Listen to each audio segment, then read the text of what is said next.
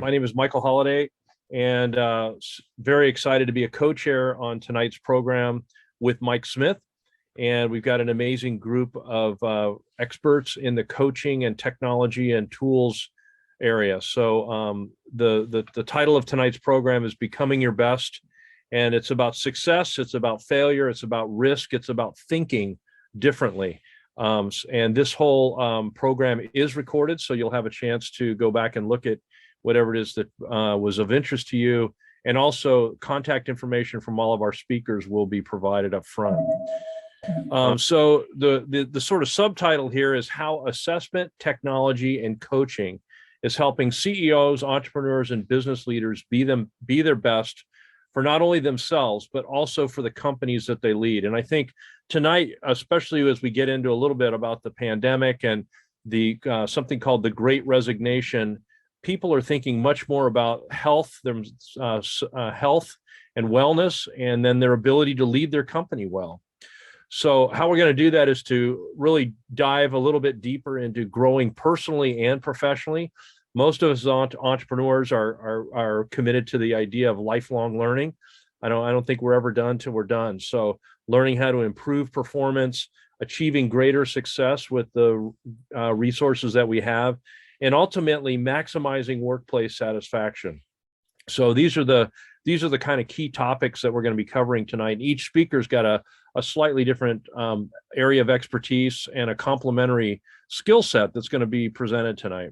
I'm going to briefly introduce them here, and then they'll introduce themselves as we sort of key them up.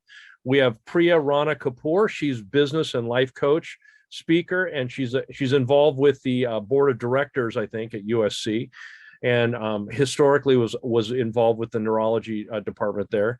Byron Lowe is a CEO, and he's a professional career coach, entrepreneur, certified assessment trainer in a number of tools. He's going to talk a lot more about tools and training and assessment and how that can help entrepreneurs and business leaders get an outside perspective. All of us sort of bring that personal blind spot that we all have, and none of us want to acknowledge. So he's really good at sort of helping us identify what that personal blind spot might be and how to best address it.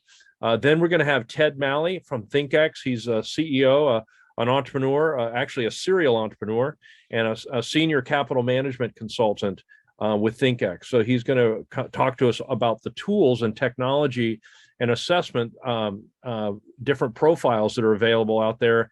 And there'll be some contact information. If you're interested in any of this technology, you'll be able to check it out and follow up and even get some personal assessments from some of our speakers tonight.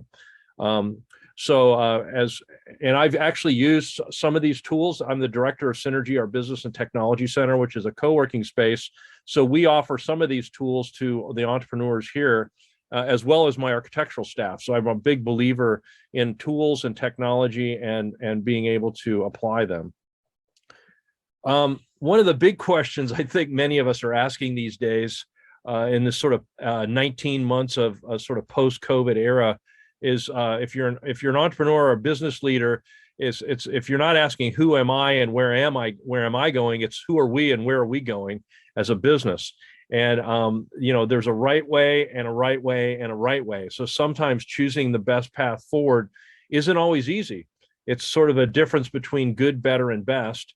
And one of the things that I'm personally excited about is this idea of letting people really think about what's important to them. I love this Henry David Thoreau paraphrase. Says most people lead lives of quiet desperation and die with their song left unsung inside them. I think if anything, you're going to hear tonight from the coaches and the technology people that you've got a song to sing. and the goal is to learn how to sing that within your company, within your business, within your personal life, and being able to, there's nothing that is more fulfilling and satisfying than being right in that sweet spot in life and trying to figure out where that is as the seasons of life changes isn't always easy. So we're going to talk about tools and technology to help you do that. As we got into this, and as if you're out there looking at charts and graphs and matrices, it's just too much information. You might remember this 1981 Police album, one of my favorites, Ghost in the Machine. and talks about too much information going through my brain, too much information driving me insane. Here, you might remember this one.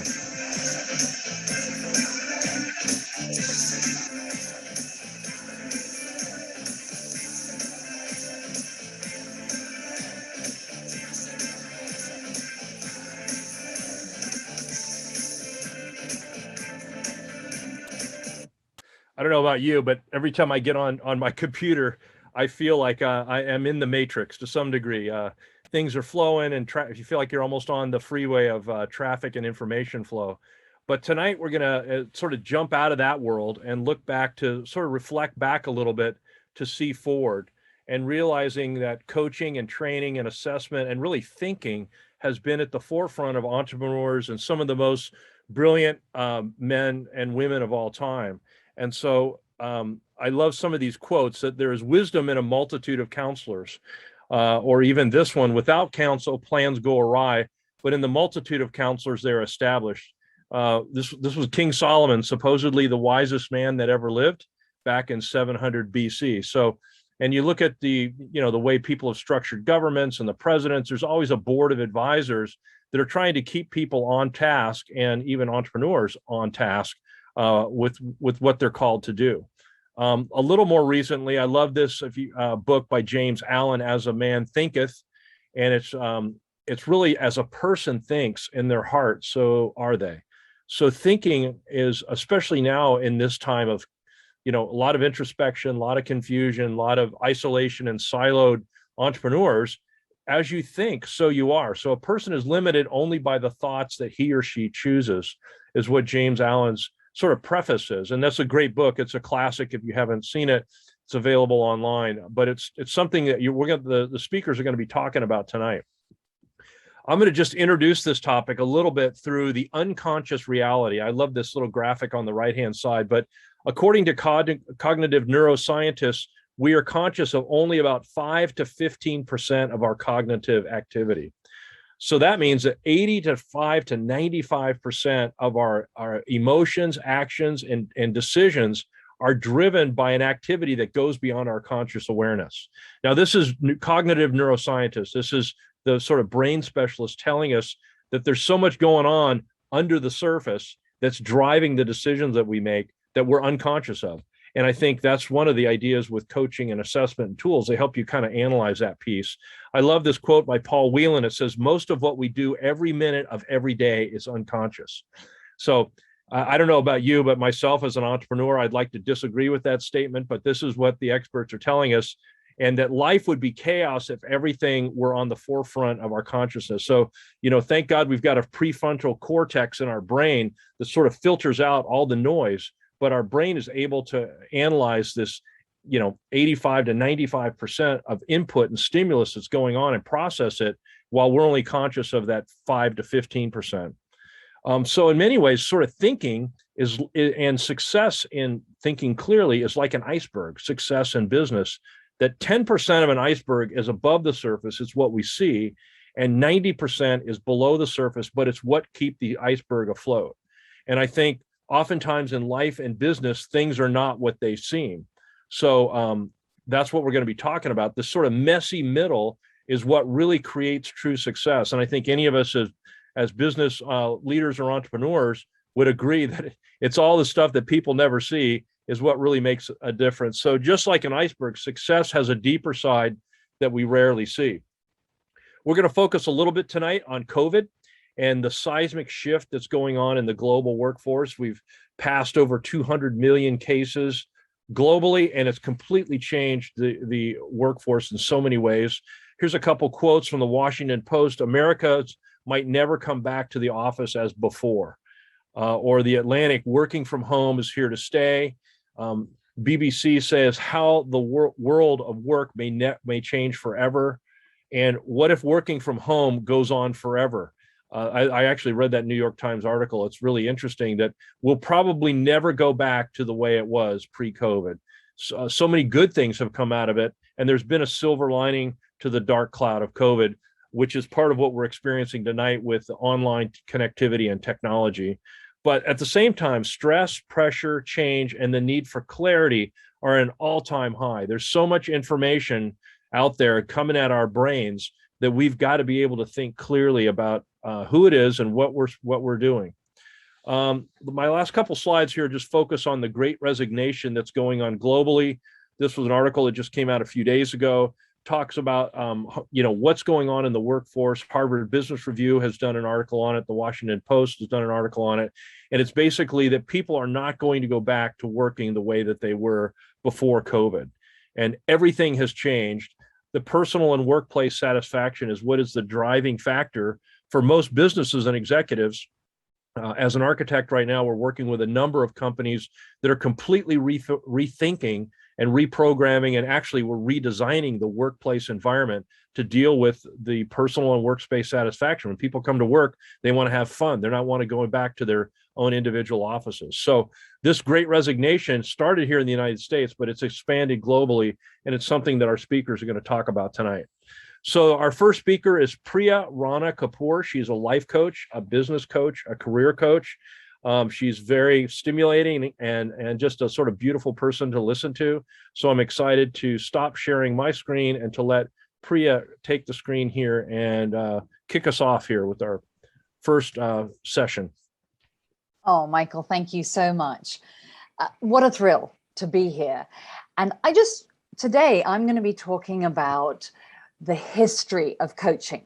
Because if you're anything like me, in 2006, I was in London and I was seeing some friends of mine. I grew up in the UK, but then my mother's American, so I now live here. And a friend of mine was saying, oh, well, I've got a new job. I'm going to be a life coach. And I thought, what's a life coach? And that is the number one question I get. What is a life coach? And she said, well, I'm going to help people with their lives. They're going to work on their goals and everything like that. And I had just finished my MFT at USC. So I had just finished my psychology degree, 3 years, dissertation, all sorts of stuff. And I blood, sweat and tears. And I said, well, okay. And how long have you been doing this? Well, I'm going to do that. I've been training for about a year and I'm off and I'm putting my shingle up. And I said, why would anybody go to a life coach when they could go to a therapist? It was foreign to me.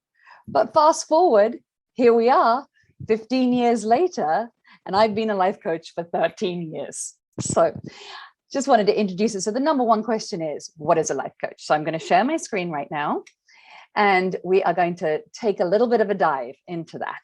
So here we are. Okay. So it's been considered and thought that the pioneer and the founder of life coaching was a gentleman called Thomas Leonard.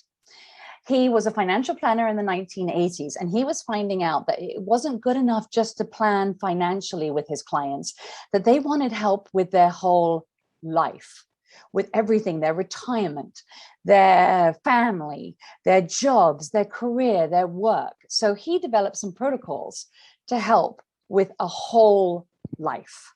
And that was the basis for life coaching. So in 1992, because of his books and because of all of his teachings, he started Coach U, which was the first life coach training company. And life coach really is, we're going to talk in a minute about business coaching, entrepreneur coaching, career coaching, but life coaching in its core was really all about life and where you wanted your life to go. So he started Coach U, which I attended Coach U, and that's where I got my credentials. And then in 1995, he started the International Coach Federation, which is our governing body for coaches. And so we have 41,000 members, and it's a self-governing body, which is slightly different from therapy. And we're going to look at that in a minute, which is governed by the state of California. So we are self-governing, loads of members. And so we're going to talk a little bit about when you're looking for a coach. If you are, you may want to look at coaches that are involved with the International Coaching Federation, because it keeps our ethics and keeps our competencies in check. And I think that's really important for coaching. So now, thank you, Mr. Leonard. We're going to move on a little bit. So therapy, I've touched upon this. My degree is in marriage and family therapy from USC. Again, it was 2 to 3 year degree, writing, research, blood, sweat and tears. So you're going to come across this with counselors, psychologists, psychiatrists, which is the MDs, they're all college degrees. And you probably know about therapy. It's one-to-one a lot of the time. It's more involved with feelings and emotions and what's happened in the past. And I really love the therapy model, but it wasn't fantastic for me in that I was a more directive therapist. I think there is a place for therapy, but I was a more directive therapist. So that's why coaching really appealed to me, because I really was interested in helping people realize what their goals were in life, realize what the big why and the big picture and their vision. And I wanted to get, because so often no one ever asks you, what do you want from life? What do you want to be in 10 years? What do you want to do in 5 years? You know, how do you want to retire? So those are the questions we ask in coaching, and that's what I really enjoyed doing. So that's really what coaching is, life coaching. And again, we're going to go into the minutia of coaching. But a lot of people sometimes think that coaching should have a advice component. I hear a lot of people that actually haven't been through coach training, and they say, no, I'm really good at this. I give great advice. And I'm like, not supposed to give advice. What you're supposed to do is, just like a therapist, is listen and ask really powerful questions.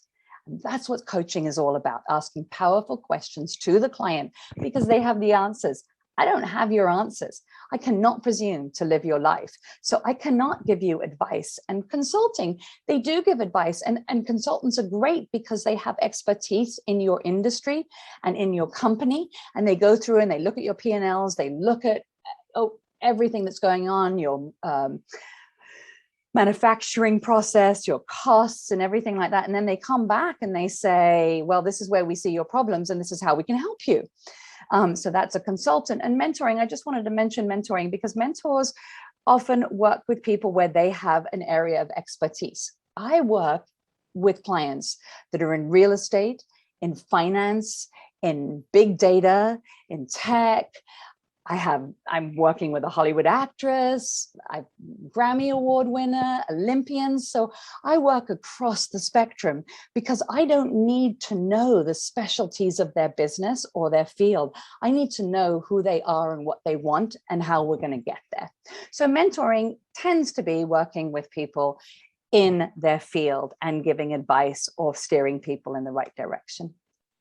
So we're going to move on just to the areas of coaching really quickly here. Life coaching. This is the personal coaching. This is the Tony Robbins stuff. This is the personal development. And some coaches have online courses. So we're going to be talking about tech. So the tech has really changed coaching in a lot of ways because people can do a course and then clients can go through that course and then enter group coaching. And so that people can work with each other, not just have to do one-to-one, and it becomes a little more cost effective that way. And then there are the talks, the seminars and the webinars. And through COVID, we have been seeing amazing leaps in large group webinars. Tony Robbins did loads of them during the pandemic. And there were, on one of them, I think there were 700,000 people on a Zoom call. And it was phenomenal. And we weren't sure whether it would work. And it did. And it was great. So coaches will write books about their coaching theory. And then there's individual coaching, one-to-one coaching. We've got career coaching, which is really looking at your career and where you want to go and the vision for your career. So that's maybe skills, identifying some skills that you need to bring on, resume building and networking. So it's specific to careers. But coaching is all the same. We meet you as the coach. We meet you where you are. Executive coaching, generally that's paid by the company. Career coaching, I work with a lot of people that actually want to get out of their jobs and they don't want their company to know.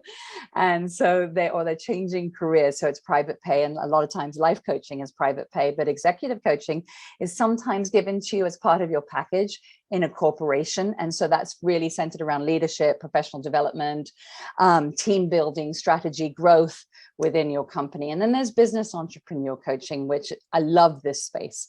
It's working with entrepreneurs that have an idea that they want to bring to market in one way or another. Now, I do have some clients that come to me and they say, I hate my job. I hate my job. I'm getting out. I'm starting a business. How do I start a business? And I'm thinking, wait. What do you want to do? Well, I don't really know. I want to start a business. I'm thinking, no, that's not a good way of going about this, because you really need to know what your purpose is and your passion and your drive for your business, and if it's going to work. So that's viability studies, and that's clear strategy for your businesses. And so that's what a business coach would do. So that's, in a nutshell, the areas of coaching. And here we look at the personal growth. Now, I am giving you two ways of looking at these industries, these sectors within coaching, because that's what we do as coaches. We meet you where you are. Some people like lists, some people like visual representation. So I have a lot of clients that come to me and they're feeling unmotivated. They say, I've lost my mojo. I need to get motivation. So there's a big part, and vision work and planning. So goal, and what steps are you going to take to get to that goal? So that's what coaching is all about. And we're seeing very quickly that technology is really helping with all this. So anyhow, this is personal coaching. Then we have this, and I put this up here because the potential aspect. As any coach, when you're in Little League, baseball, piano, anything, your coach will see your potential. They'll see where you're shining, and they'll tell you. And because it's sometimes really difficult for us to see our own potential. So that's what a coach will do. And then they'll support you. They'll walk beside you. I'd like to say that my clients, I'm their partner in crime. And I will say, sometimes people say, no, I don't want to do anything illegal. I'm like, no, I'm just walking beside you. I am your cheerleader. I have no vested interest in your life, like your family or your partner or your children. I just want you to do what you want to do and get the best from your own life. So the only thing I'm going to say here is I talked a little bit about the advice, and we're not supposed to give advice as coaches. We can give you knowledge and experience that we've had in the past, but I just wanted to put that here. And again, a visual representation. And then we've got business, career, entrepreneur and executive coaching, development, training. What do you need to develop yourself as a leader? And that's what a coach will help you identify for yourself, and then identify places that you can get that. So skills and vision and clarity and focus are a big part of coaching. Then we move into the technology, but you know what, technology is now starting to be the bedrock of coaching with online coaches. Now, traditionally, coaching, when Mr. Leonard started with everything, was done over the phone, because when you're on the phone, I'm, as a coach, only supposed to be the voice on your shoulder. And I feel quite strongly about this, because you want to get rid of all the other senses, and you want to think about things for yourself without having this visual or other senses stimulate it, because you really want to dig deep. Now, Zoom and Skype are very useful sometimes, because people are used to the traditional model of therapy, which is face-to-face in a room. So that kind of bridges the gap between the phone and the face-to-face in a room is Zoom and Skype. And what's been great about that, and WhatsApp, is that I work with clients internationally, all over the world, in Dubai, in the UK, in France, all over the United States. And now I'm able to do that free. Essentially, you don't have to pay for a long distance phone call, which in the beginning you did. So now we also, because of Zoom and screen sharing apps, can work on a document together. And so if they've, for instance, done a vision board, they can take a picture of it, send it to me, and I can look at it on my phone and we can talk about it live. And that has been really great for coaching.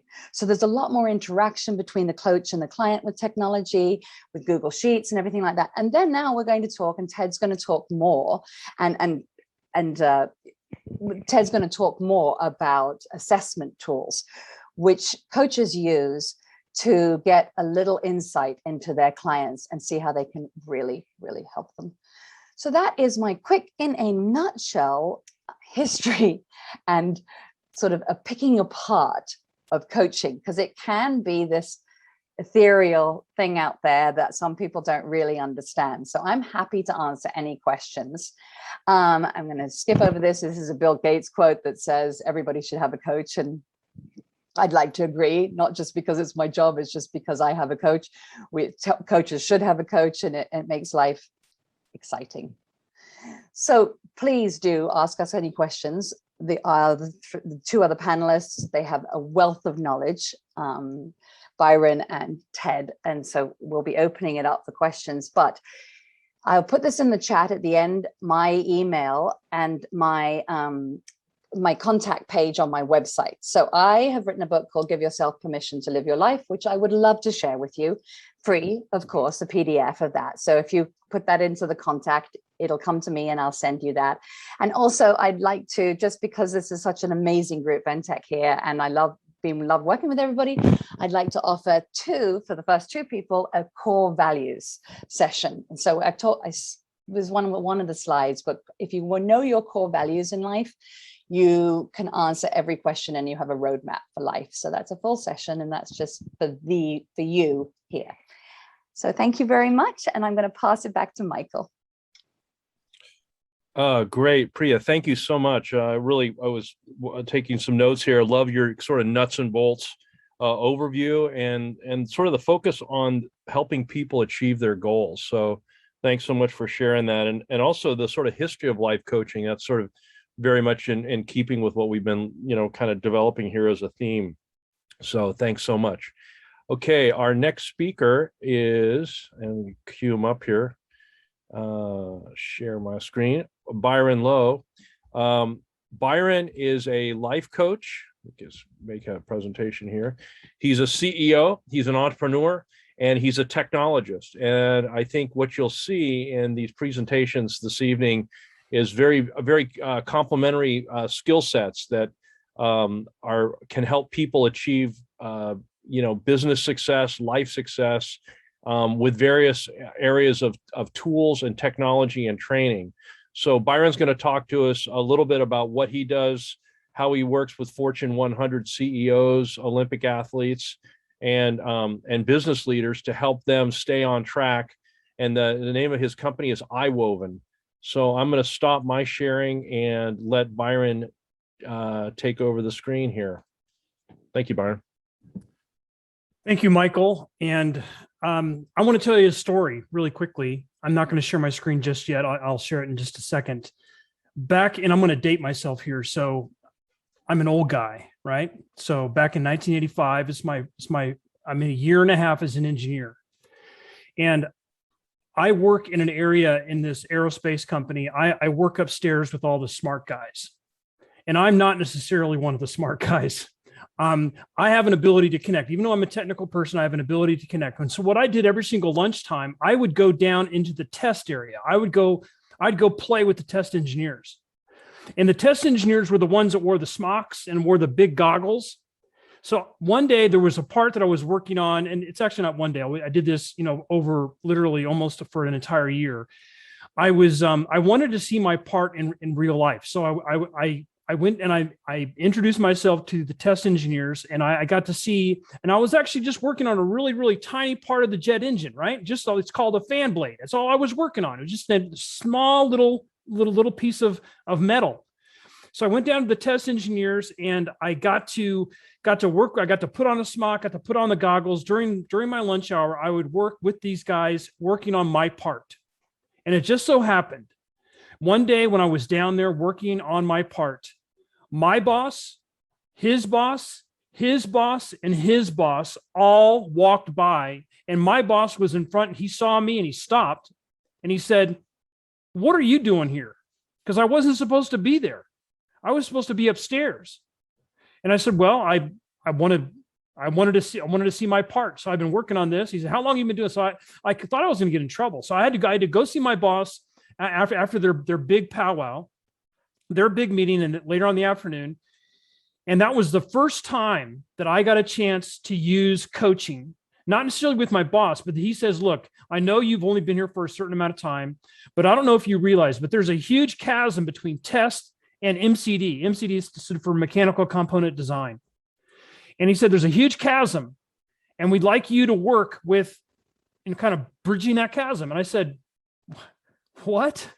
I had no idea. I mean, I didn't have a clue as to what that meant. But that began my journey in, like when Michael's talking about using tools, I found tools, and they were all, with paper, but I found tools on how to assess people. I found tools I literally had a math tool where I had guys do a math race. And if you're depending upon what part of the country, what part of the world you're from, you do math equations differently. It was fascinating. That's the bottom line is that as an entrepreneur, as a CEO, as a business leader, it's important for you to be able to assess your people, to assess yourself, whether or not this is going to be the right thing and the right time for you. I have no idea, but I do know this, that coaching absolutely is something that it's worth considering. It is something that is, I think all of us here as panelists believe that human beings can grow, human beings can develop. And that's why we are in the business that we are in. I mean, Ted's also a technologist. And I know that he'll say the same thing. Even though he's in technology to help people. And Ted's also, even though he's technical, he also has that ability to connect. So if anything that what we say today, anything that resonates, just pay attention to that and reach out to Priya. I mean, Priya is absolutely delightful. And it would be an honor for all of us to have a chance to connect with Priya, and the same with Ted. So I'm just going to get on and kind of share what I want to be sharing today. Coaching, as you think about coaching as a leader, what it does, it accelerates growth. And that's also what an assessment would do in the way in training and leadership development. It actually accelerates the growth of leaders. It provides direction and guidance. It provides kind of rails to run on. So as a leader, if you're thinking about it, having some of your team go through coaching, this is exactly why and how it will help, because it will provide direction and guidance. It'll also accentuate focus, and it'll provide you and your people. And once you have focus, you have a greater sense of clarity, and which is going to make your jobs more effective. It can provide inspiration and encouragement without causing resentment, which is very different than teaching or even sometimes even training. It also provokes courage. It kind of stokes that bravery that we have in us to get going, because we need to have goals as leaders that demand us to take action. It also sets our trajectory, and it also helps us get unstuck. So just a little bit about me, because I honestly believe everyone can benefit from coaching. I've been doing this for 25 years, for a long time. After I was an engineer and I went into management consulting, and I enjoy coaching all levels. It does not matter if it's the CEO, it's what Priya said. It's very disparate, the kinds of people that I work with. I mean, from tech to medicine to law to, just you fill in the blank. I've started 20 plus businesses. So if you've started a business, or if you're starting a business, if you're a new founder, I understand what that's like. Like I said, I'm a technical guy with an ability to connect with people. And just a fun fact for me, as when I was a kid, I was one of those nerdy kids that liked to read encyclopedias. So I want to talk about professional athletes, because professional athletes, as you know, they have coaches. And did you know that professional athletes, they spend 90% of their time training, only 10% of their time performing? All professional athletes, I guess you really can't say all, but generally speaking, most professional athletes, they have Olympic quality nutrition, sleep, exercise, psychological support, and rest. They typically enjoy an off season of about 4 to 5 months. They have an average career span about 5 to 10 years, and they generate enough savings to last for a lifetime. So that's the professional athlete. So what about you? What about the corporate athlete? You spend 90% of your time performing and only 10% training. Interesting, huh? You work long hours and sometimes very stressful circumstances, sometimes with poor nutrition and sleep. You have an off season.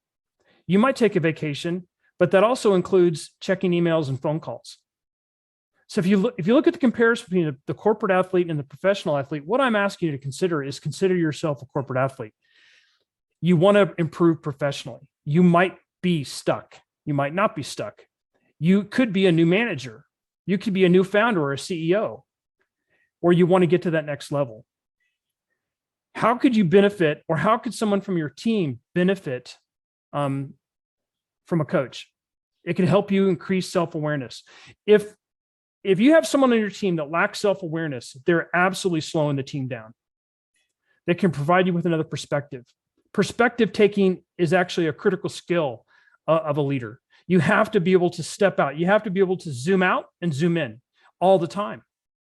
You have to, coaching will also help you it will encourage you to go deeper, to not just necessarily live on the surface, but to go deeper to see if there's more meaning. It'll also spur this increased sense of job satisfaction, performance, and it'll help you complete your goals or help your team complete their goals. It'll inspire significant shift or change. And that's critical. Also, it could be support, as some people in the working situations they're currently in, they're in toxic situations and they need to extricate themselves from those situations. Like Michael was talking about, this last 18 months or so have just been unprecedented, constant uncertainty. With the Great Resignation, even Ted's going to be talking about this. The work has changed. Like Michael was saying, where we work has changed, how we work has changed. So my question to you, and you think about your professional development, or what are your priorities? Because it used to be that companies would invest in professional development, but that's not the case anymore.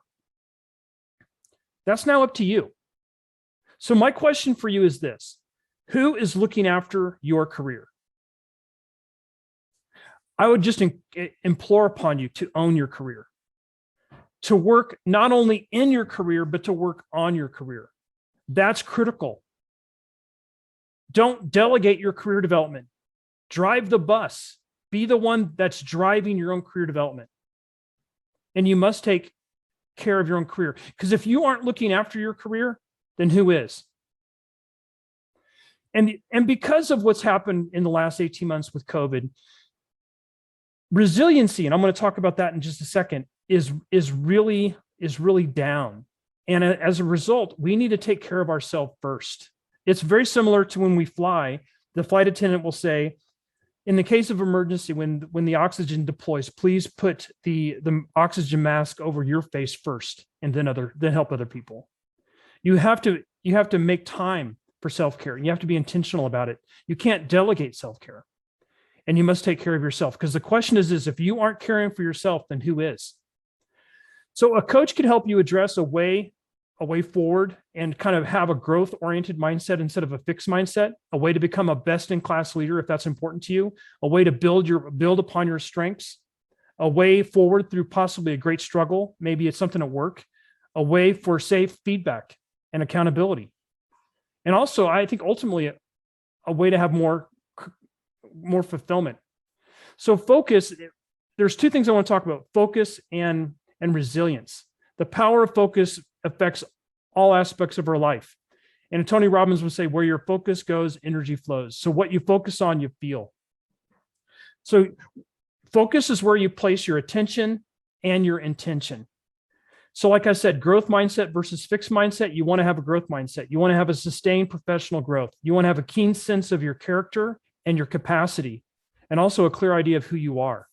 The second is resiliency. This is from Rich Deviney. He wrote a book called The Attributes. He's a former Navy SEAL. He says resiliency, and by the way, Ted, in his assessment, one of the measures that has in Ted's assessment measures resiliency. Resiliency is the ability to rapidly return to one's baseline emotional and mental state after a stressful or traumatic event, or even a triumphant event. So how coaching can help you? It can help you kind of regulate emotional honesty, develop this idea of confident humility, develop empathy and understanding, have self-control and composure. So my encouragement for you is to find a coach. And I want you to know it's not forever. You could work on leading and understanding yourself. It's critical for you to learn how to lead and understand yourself. It's also important for you to lead and understand others. Use the coaching as an opportunity to get to know your team, because most coaches are going to use an assessment. An assessment, again, is it's a shortcut. It's a way to accelerate understanding. It accelerates growth for yourself and others. You can increase meaning and purpose for yourself and for others. If you do nothing, then nothing changes. I would encourage you to write that down, because that will be absolutely something you can use as a leader, because you can help your team with that. I would encourage you to consider reaching out to Priya. If anything that she said resonated, connect with her. She offered the free I think it was the values-based kind of assessment, and maybe a sit down with her. I think you want to take that up. I know Ted's going to offer you to take an assessment. I have an assessment too, if you want to take it, but I think all of us are desires to help. So just think about your own personal development and own it. Own your career, and it's too important. You can't delegate that. You got to do something. I would just encourage you to consider getting a coach. Hey, thank you so much, Byron. Really appreciate that. I loved, I took a few notes here, some of the ideas of getting unstuck. So many of us feel stuck these days, and getting unstuck, that coaching accelerates growth, which I think all of us are really interested in. How can I get the most from the, gifts, talents, and abilities we have? One of the idea of the corporate athlete was fascinating. I've never really heard that before. So I think none of us really think that way, but we're spending 40, 50, 60 hours a week grinding it out. We really are. That is we are an athlete. And then the encouragement to own your career. So those are some takeaways that I think were really very helpful. So thanks so much. Our next speaker, I'm going to share my screen here, is Ted Malley. Ted is a CEO with ThinkX. He's the human performance activator with that company. He is a management specialist, and he is also a technologist and serial entrepreneur. Has actually built several companies and sold them for millions of dollars, and is looking to do that again with ThinkX, I think, and growing this to the next level. So I came to meet Ted through the technology that he has, and the topic tonight came up, and he said he'd be happy to join us and share with us about the company and the assessment tools that he has, and how they can help really any business business leader, entrepreneur, someone wanting to really dig deeper and go below the surface to find out what's really driving them forward. So with that, I'm going to stop sharing and let Ted take over. So thanks for being here tonight, Ted. Thank you, Michael, and thanks everyone. I am so thrilled to be here, and I just wanted to share a personal story as well. I think in line with Byron and my friend Priya as well. We've all had somebody close to us, or somebody who we may know, most of us have, in the last season pass away. And you would almost call that, it's a near-death experience, whether it's you with this pandemic, or somebody you know, or a friend of somebody you know. And I had one about 20 years ago on September 11th, 2001. I was on an airplane, and I thought my life would end. And it caused me, from having a near-death experience, it actually caused me to start thinking about a near-life experience. And what did I want life to be about? What was I going to do different going forward in this next chapter in life? And I found that my company had gotten me an executive coach. They weren't nearly as good as Priya and Byron. I'll just tell you that right now. I might have been farther faster had I had these two on board. But one of the things is, as you think about your core values, what matters in life most, and you begin to form a clarity on things that you want to do and things that you're just absolutely not going to do. And so I started my virtual work from home journey about 20 years ago. I thought, I'm going to move to a place that I want to move. I'm going to raise a family. I'm going to enjoy this short and yet precious life that we've been given. And so I would encourage you, as you're hearing more about coaching, and we're going to talk a little bit about what ThinkX is doing in that category, is to think about what you want out of life. What are your core values? Take Priya up on her suggestion. Link up with Byron. These two are fantastic, and they can help you on that guided journey, because you will find that your life success is the sum total of the 5 people. It's the average of the 5 people that you spend the most time with. And if you don't have a mentor or a coach as one of your closest 5 people on your team, you're missing out. And a lot of times they can help you drive that clarity when you don't have it. So I'll just say that as an opener. Again, I'm thrilled to be here. My background also is technical. It's in computer science. But I found that people are far more fascinating and complex than a computer program, and much, much more difficult to debug. And so I've taken my career in human capital management software and really applied that to the people aspects of it, specifically with my latest go at ThinkX. And so I'll just kind of walk through what ThinkX is and just talk about how our thinking drives so much of our performance in life. And I want to unpack that, and then we'll close with a special offer that I want to make sure that we're giving something to all of you and that you've gotten something out of this. And so, I think with the global pandemic, there is a tremendous reaction from today's workforce. The world of work has certainly changed.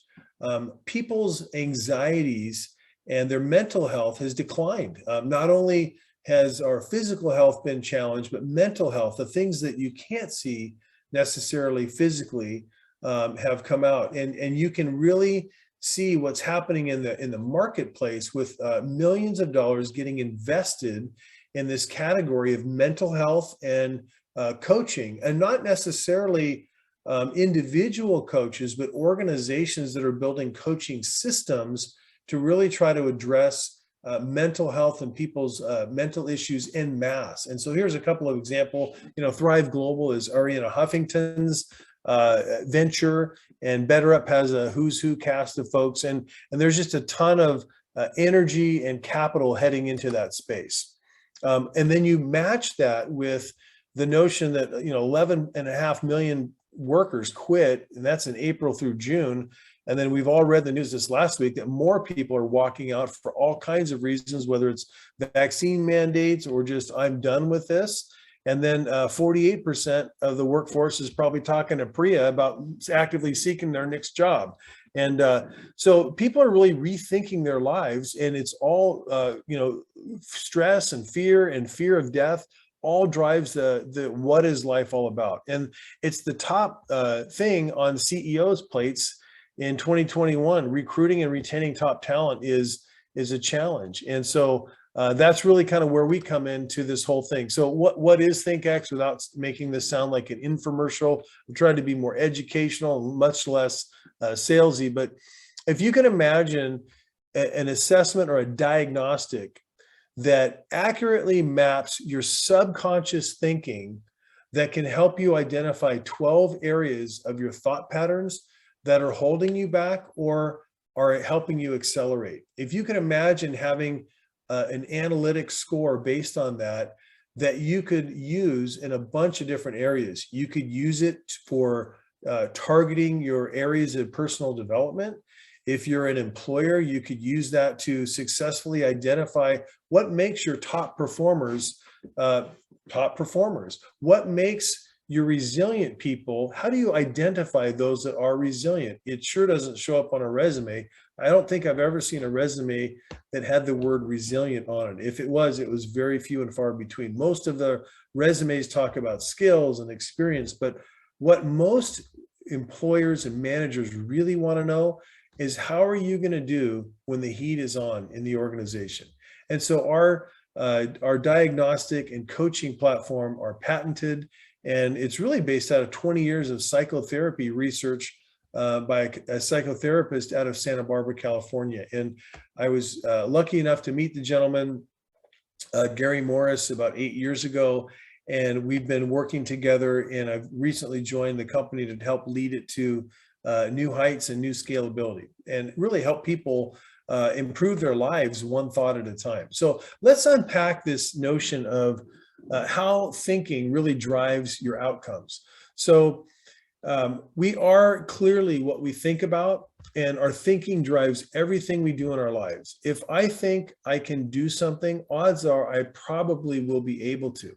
But if I don't think I can do something, I'm either A, not going to even try, I won't take the risk, or I won't put a focused effort or the necessary practice that I might need to develop the skills to do that thing that I believe I can or cannot do.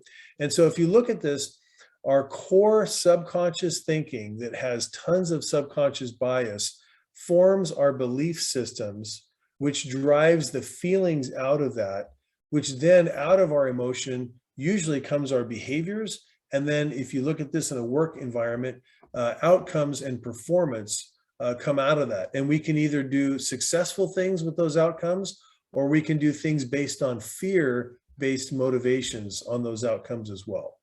And so another way of looking at this is remember the iceberg of success that Michael talked about earlier.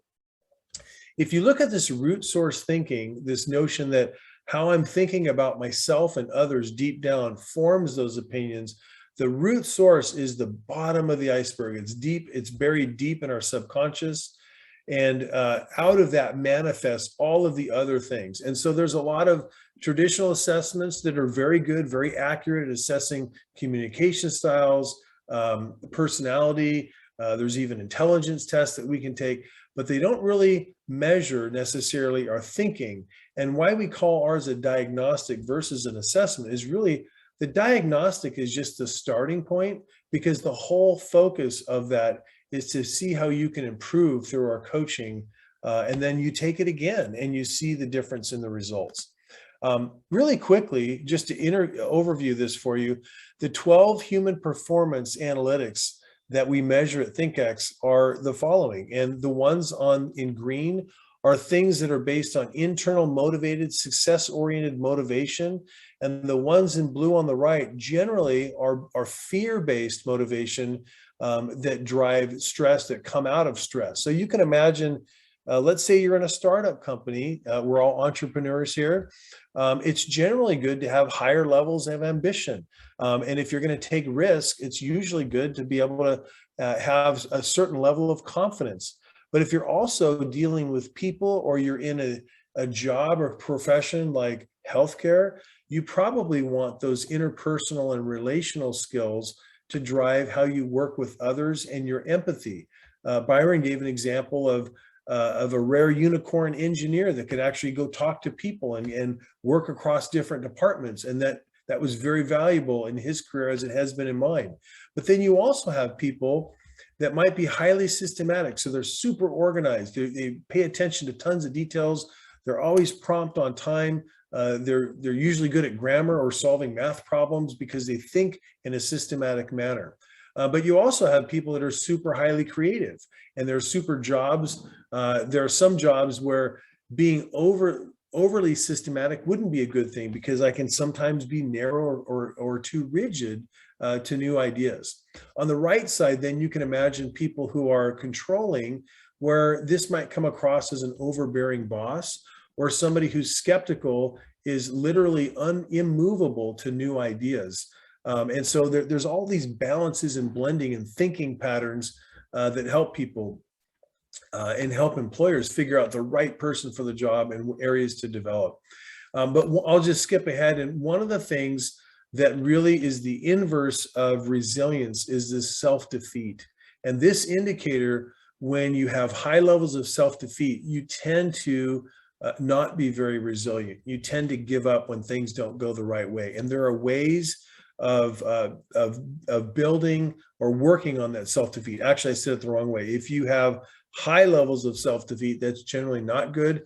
And low levels of self-defeat is what you want, because you want people to be able to power through life's various circumstances and trials. And then overall anxiety is another thing that we calculate and measure. And we've seen a lot of self-conscious, self-defeat, and high anxiety people in our recent analytics of our diagnostic. And then thinking speed is really how quickly you process information and can make decisions.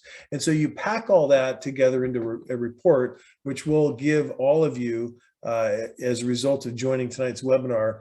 Just send me an email. I'll have my email at the end. Be happy to share that with you and get you started on your journey of self-discovery. And again, nudge you into a coach that can help you process those things and help you achieve your life goals. This is just an example of a guy named Colby, who is a great sales manager, but he was super, super hard on himself. And you can see where his his stress-based drivers were super elevated on this area. And after our 6-week coaching program, he was able to identify what the thinking patterns were that was causing all of this noise here on the right, and actually be able to reduce those to give him a better work-life balance, higher levels of confidence on the job that spilled over in his personal life as well. And so part of this system that we've developed is an ability to have a self-guided coaching program that we can send out to the masses to basically walk you through those 12 areas and prioritize those on the areas that the individual needs most. And we can do that. You can do that self-guided, or we also have certified, obviously, ThinkX coaches that can walk through that as well. But again, not to be an infomercial, but just to kind of share with you some of how this works and some of the newer neuroscience-based cognitive coaching systems that we have out there with ThinkX. And then, if you're an organization, you're able to quickly see how your organization and their mental well-being and their performance is doing overall by aggregating the post-coaching scores to see how well different areas of the organization are doing. And it links directly into company performance as well. And then one thing that we do is we're able to help rank individuals in an organization. Hey, your top performers are up here. You might want to coach some of these people here, and some of these people really need, maybe you're in the wrong job or need even additional coaching, or maybe this is the wrong place for them as well. And so we see organizations using that as well.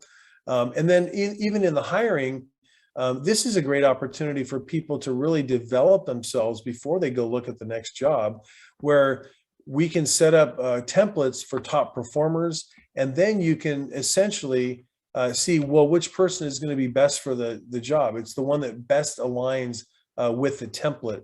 And so our system does that as well. And so I'll just wrap it up briefly here and just say that performance starts in your head. What you think is ultimately what you're going to focus on, and where your energy is going to flow, like Tony Robbins said through Byron's presentation. And then really, we're going to give you a free diagnostic and report tonight from ThinkX, and it can help you as well as the organizations that you work in measure and develop better thinking, high performance thinking patterns.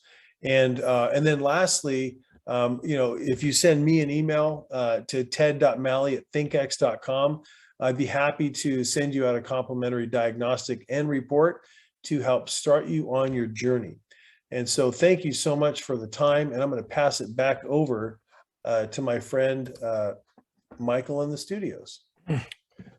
Great. Thank you so much, Ted. I loved some of the things that you brought up, that we are all the average of the 5 people that we spend the most time with. I thought that was really interesting. And that even today, 48% of workers are actively searching for a new job. That's pretty staggering. The other things I just wanted to personally comment, I've been working with this Ted's ThinkX technology for about the last 10 years with all 3 of the companies that I'm managing. And I can't say enough good things about the assessment tools. They give me insights to people so I can coach them and put them in. It really allows you to put people in positions to succeed. You don't put them in positions to fail. You put them in positions to be successful. And that assessment profile with the dashboard was really a great tool. If you've got a lot of people that you're managing, that is a fantastic tool to really help put people in divisions in which they would succeed. So just speaking for some personal experience, that's been fantastic. Right now, we want to open it up to some questions and provide some answers from the panel. So if you do have some questions, you can raise your hand on the chat, or you can send them in directly in the chat box, or just raise your hand, and we're happy to recognize those. To start it off, I've got a few questions just to sort of start the ball rolling here. I'll kind of be, if you've got a specific question for a panelist, just you can let us know. But I think as we've all talked about the Great Resignation and the change in staffing, Priya, maybe you can speak a little bit about what you've seen in your business and how coaching has really helped help people get some good advice as to where they might want to transition their career from one area to another. That's a big question. Yes, I have seen globally people leaving their current positions for one reason or another. It could be culture, it could be commute, it could be what they're doing. And as Byron was saying, and Ted was saying with his aha moment on September the 11th, with that moment of like, I've got to live my life. It could be over tomorrow. And that's what I'm really seeing across the board, people saying, reassessing. And whether kind of the rub happens again is that a lot of people just got into jobs because that's what they were supposed to do, because they were good at something in college, they were great in school, then they went to college and they did their program and then they got a job afterwards, and one thing led to another, and they never asked themselves, hey, what do I want to do? What floats my boat? Because that's my thing, is what floats your boat. And so what's happening is now people are saying, I don't want to live and die this way. I don't want my children to live and die this way. I'm going to change things. And so this is where the digging deep comes, and looking at other things that we're either good at or that we enjoy or that we can make the money we need to make, because that's a component of it. So the great assessment is happening, I think, now. I mean, a psychological assessment, but the life assessment. Great. Thank you so much. Here's a question that came in. Byron, I'm going to send this one to you. As a manager, how do I identify employees that need coaching, and how do I persuade them to get help? That's a great question. I think there's a lot of ways to approach that. I think what the tools that I use a combination of there's a matrix of, so you think about the X and Y axis of job performance and trust. So you want to have the people on your teams that have high trust and high performance. And the old way of looking at that was performance versus potential. And really potential is nothing more than future performance, right? And that's actually called the 9 box. And that was created by General Electric, by Jack Welch. Not a big fan of Jack Welch personally, and I'm not going to disparage him. But the point is that performance versus future performance, that 9 box, they literally did a rank and stack. And some tech companies still do the rank and stack, and they literally get rid of 10% of their population every single year. Well, that's not incredibly motivating. But I think what you do is you do a combination of the performance and the trust. So you put people through this kind of matrix, and then you add another thing to it. It's called GWC. They get it, they want it, and they have the capacity to do it. As you assess, and this is a tool. This is a way of assessing. And this is not an assessment that you, like an online assessment. This is an assessment you can have on a piece of paper or in your head. Do the people on my team, do they get it? Do they get the vision of our company? Do they get their job? Do they get the roles and responsibilities? And are they going to follow through with it? Do they want it? Because again, Daniel Pink would talk about motivation. It's not necessarily all about money. It's do they have this intrinsic motivation, or do they have a motor that they get up every day and they want to go do their job? They want it. And then C, GWC, they have the capacity, they have the strengths, they have the education, they have the skills, they have the knowledge, all of that. So that's how I would encourage you to do an assessment using that 9 box, but not the 9 box from GE. Do use the 9 box. This is actually 9 box from the Navy SEALs. Performance over trust. High trust, high performance, as high as you can get, and then use the GWC. And where you get the GWC is write this down, EOS, Entrepreneurial Operating System. There's a book called EOS. You're going to find it in there. And where do you find the 9 box from the Navy SEALs? It's in Simon Sinek's Infinite Game. That's where you find that. Awesome. Thank you so much, Byron. A lot of good reference tools there. And just to remind everybody, this is being recorded and will be available for rebroadcast on demand. So if you feel like you're missing some of these things, you can always come back and listen to it later.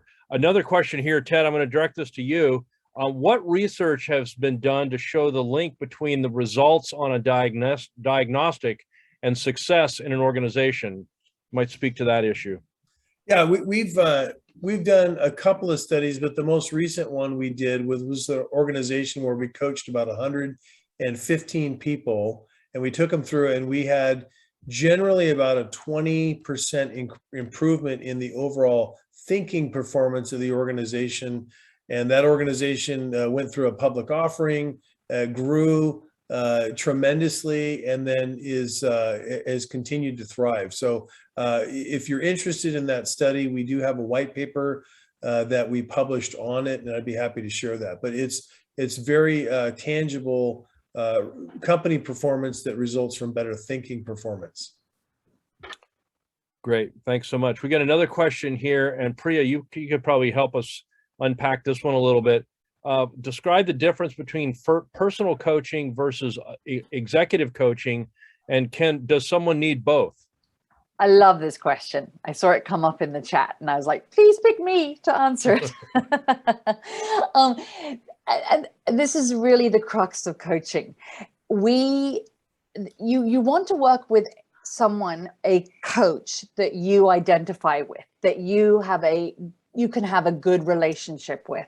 And so I think it's been a construct in the last 20 years to divide up coaching. And sometimes you have to, because if it's industry specific or something like that, which that's not really its truest sense. So no, the answer in short, Doug, is that you don't need both. Because if you want to work with someone that can help you at the executive leadership level, and at the same time, all coaching has that basis of personal coaching. So you find someone that can work with you on both of those and that understands the interchangeability of the two. So I hope that answers the question. Yeah, that does. I think that's a very good answer. This one may be both to Byron and Ted, but I'll start off with you, Byron. What are the effects of corporate culture or even country culture across the globe on mental health? What are you seeing right now, in that field? You want me to take that first, and then Byron, you take a crack? Yeah, I think what company culture on mental health is there, and I'll just speak very specifically to the types of companies that we have today, with the amount of willingness and flexibility that companies are allowing their employees to work from home, to look after personal needs, to have flexible work schedules. These are all key things, as you can see the workforce, moms and dads scrambling to have kids, whether they're going to be in school, out of school, who's got them, how do we cover for each other if you're married, and then I think the other big elephant in the room topic tends to be the recent vaccine mandates, where there's just a huge controversy over do I lose my job, and that's hugely fearful and anxiety driven. So I think depending on the kind of company and their stance on some of these things and their flexibility and willingness to care for their employees, you're going to get all kinds of different reactions across the gamut. And then from a country standpoint, I think different country cultures also influence that, and you'll see varying levels of stress based on that as well. And then Byron, do you have some other thoughts you want to add to that? The only thing I would add is that obviously what we're going through, guys, this has been global. It's impacted everyone, and no one knows how to do this. We're all trying to figure it out as it was unfolding, and still is unfolding and still developing. And I think what companies are like right now, you think about even you, Ted, when you were an executive of a very, very, very large company, and you're thinking about, when COVID hit, all of a sudden, most of your workforce is now working from home. Mm-hmm. And the company you worked at had a very clear culture. But now when everyone is spread out, how do you define culture? And then how do you, as an executive, as a leader, how do you address the wellness, the mental wellness of your people?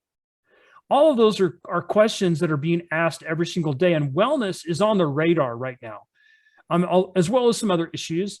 But wellness, absolutely. I think people are being, like you said, with the vaccine mandates, I think that people are being Zoomed to death with some of these meetings that we have.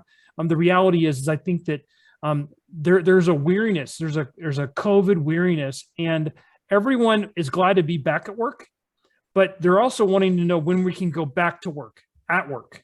And I think that in some contexts that may not happen. But the point is that as an executive, as a leader, we have to be thinking about the well-being of our people. How are they doing?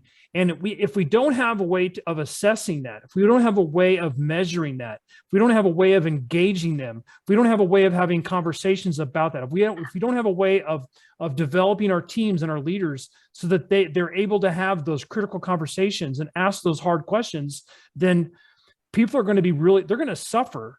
And some of that suffering is really unnecessary.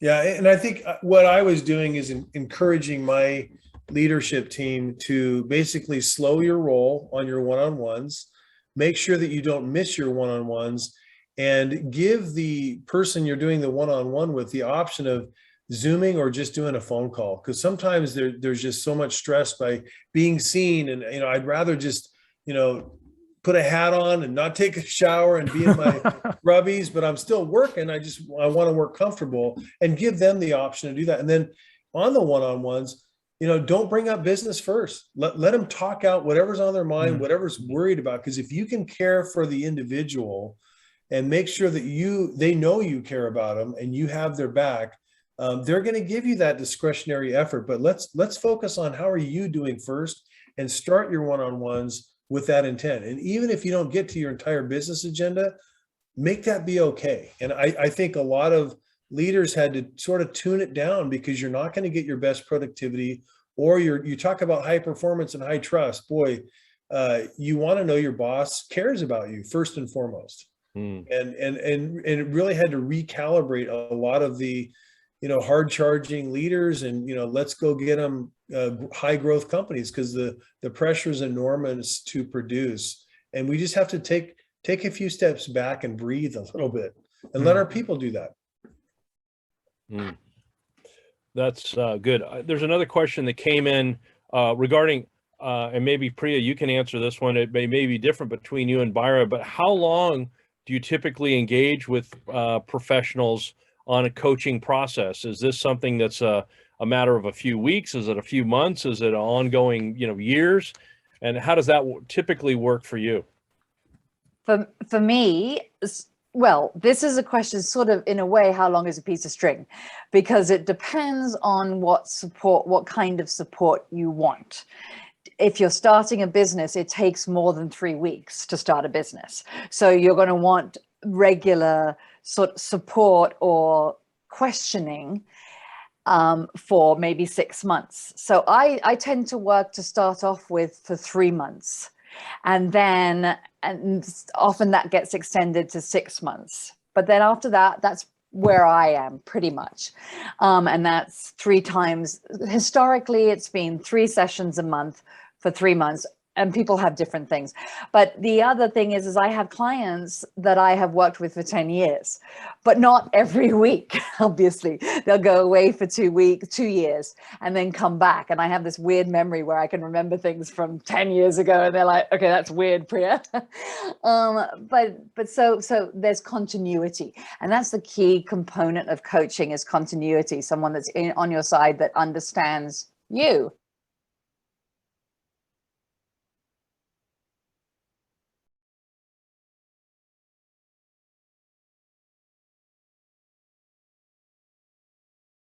It all depends. And really a coach should meet the client where they are and what they need. Great. What about you, Byron? You got some thoughts on that?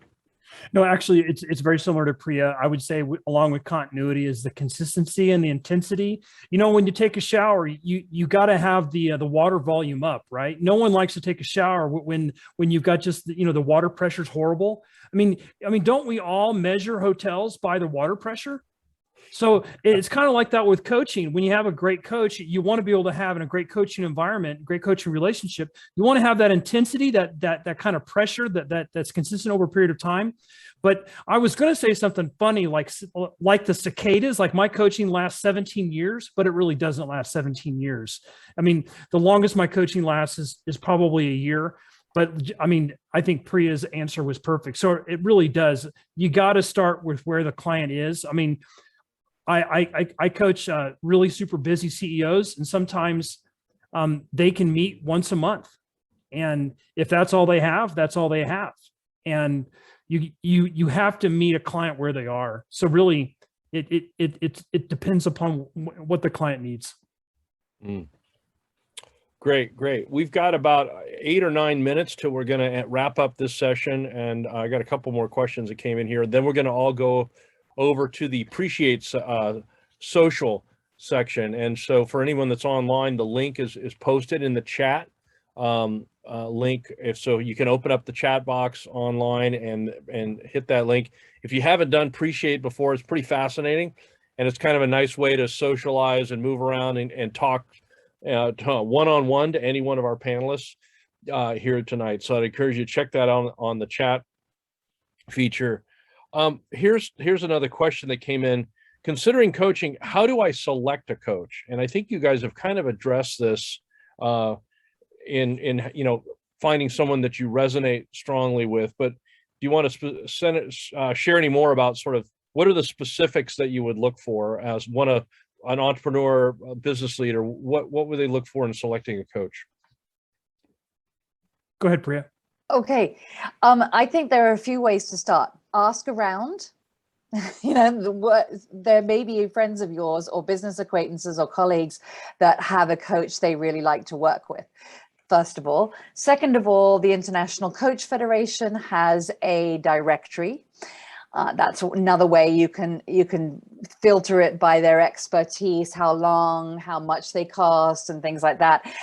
But at the same time, you really want to talk to those coaches. So find about 5 coaches that you can have a intro session with, because any coach, I think, should be giving that. I mean, should be doing that, because you want to have the right fit, because this is a relationship. So ask around. There are directories with the International Coach Federation and any other organizations you're part of.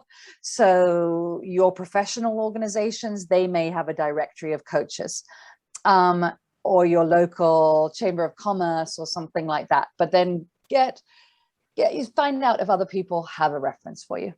So that's my thought on it. Byron.